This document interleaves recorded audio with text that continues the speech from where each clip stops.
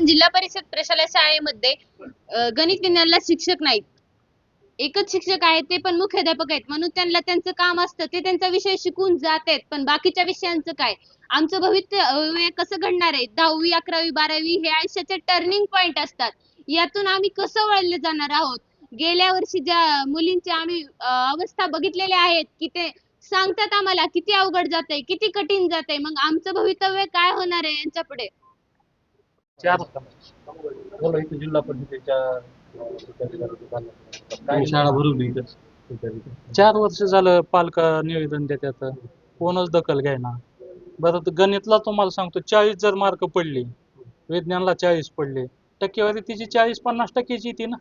नंतर आम्हाला कुठं ऍडमिशन मिळणार 11वीला, हे आम्हाला पालकांना प्रश्न पडलेला आहे. पुढले त्यांच्या भविष्याचा प्रश्न आम्हाला पडलेला आहे. 4 आणि 5-5 याद्या लागतात पुन्हा 11वी 12वीला बार्शी सारख्या ठिकाणी, सोलापूर सारख्या ठिकाणी. त्यावेळेस पालकांनी काय करायचं? 5-5 यादीची वाट बघायची का 11वीच्या ऍडमिशनसाठी? काय मागणी?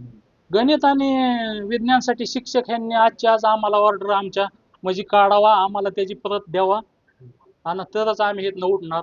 नाही तर आमच्या मुलींचा इतका प्रश्न आम्हाला भेडसावतोय की आम्ही पुढं काय करायचं? 40% पडल्यानंतर काय करणार? भविष्यच अंधारमय होतंय त्यांचं. पुन्हा नंतर काय घ्या का आम्ही काय करणार? डिसिजन काय घेणार?